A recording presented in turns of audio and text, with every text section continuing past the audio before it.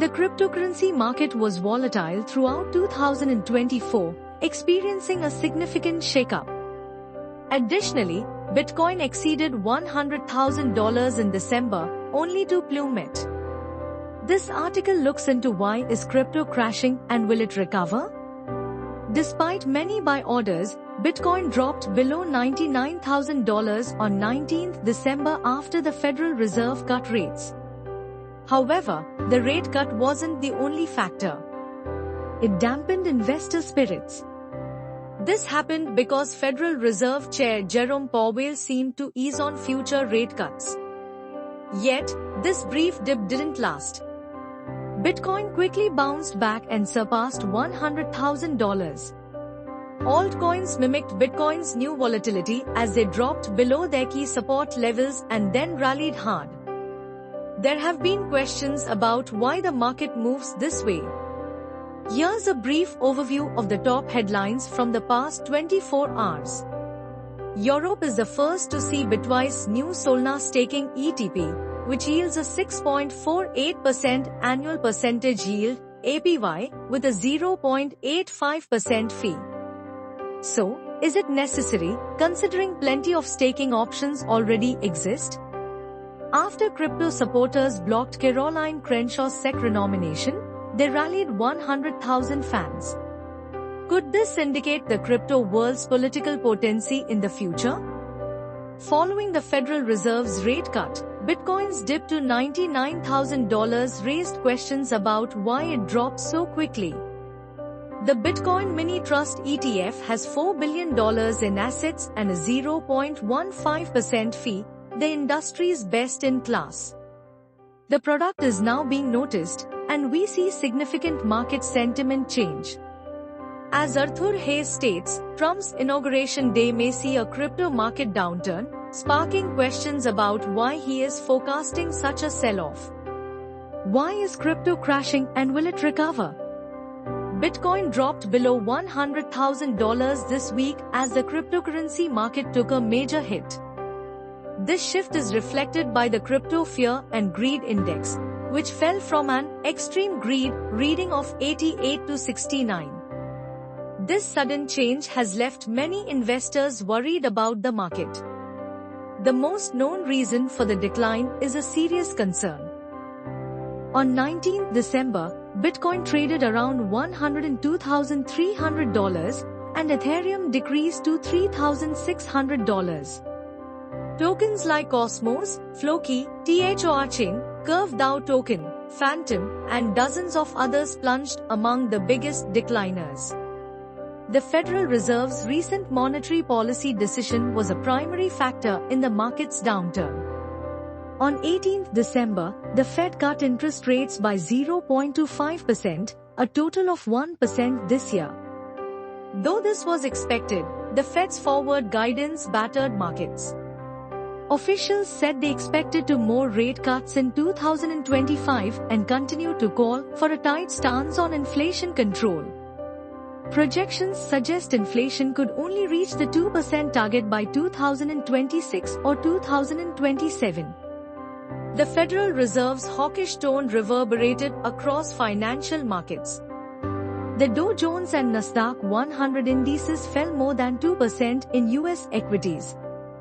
The 10-year yielded 4.557% and the 30-year yield rose to 4.7%, each posting multi-month highs. The US dollar index surged to a 2-year high, putting pressure on risk assets like crypto funds. Following the Wyckoff method, the crypto market declined due to profit-taking, panic selling, and mean reversion. Investors often sell to lock in gains after rallies, causing pullbacks. This ties to mean reversion, where assets return to their averages after a rise. For instance, if Solana's price weakens and stays 20% above its 200-day average, it might face further drops. Yet, the future remains uncertain. The Wyckoff method describes 4 phases in an asset's life: markup, distribution, accumulation, and markdown. Recently, cryptocurrency prices surged. The drop might indicate a shift to markdown or signal the end of the distribution phase. Analyzing Bitcoin stability amid 2024's least volatile cycle. Bitcoin's least volatile cycle of date has been 2024. Federal Reserve Chair Jerome Powell's cautious remarks to the market further hammered the metal. Powell said the Fed will likely lower rates by 50 basis points in 2025 rather than the 4 previously expected, and 1972 remains the earliest time Bank of America economists see the Fed finally returning to a neutral policy stance. The announcement tempered optimism among investors and created concerns about steeper declines in risk assets like cryptocurrencies. However, according to on-chain analytics provided by Glassnode, Bitcoin's development course is much more measured. As Bitcoin market capitalization has grown, historically, the severity of drawdown periods during bull cycles has decreased. This cycle saw Bitcoin's drawdown bottom at 32%, less than the cycle's 63% drawdown in 2021, 36% in 2017, 71% in 2013, and 49% in 2011. Bitcoin has retraced from its all-time high of $108,366 on 19th December, bringing itself down to $98,744.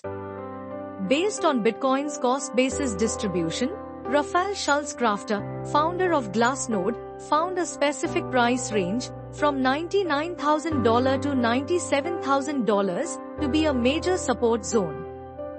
This metric rates where the greatest Bitcoin supply was bought and sold across distinct price levels.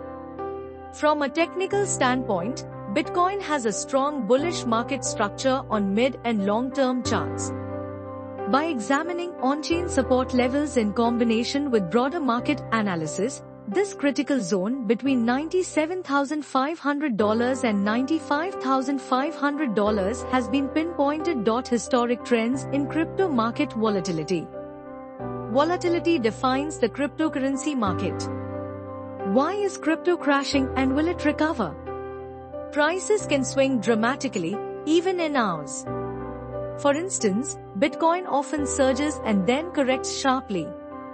Similarly, altcoins can skyrocket or fall just as quickly. This uncertainty both intrigues and scares investors. The 2011 metric tons Gox hack in June 2011, following a security breach at metric ton Gox, the largest Bitcoin exchange, Bitcoin's price dropped from $32 to 1 cent.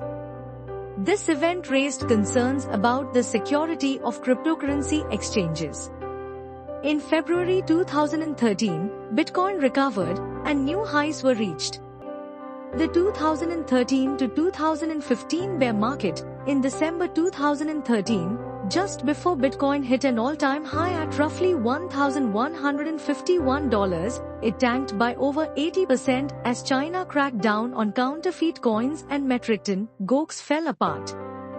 Bitcoin didn't see a real leg up in the market until late 2015 when it started to recover slowly.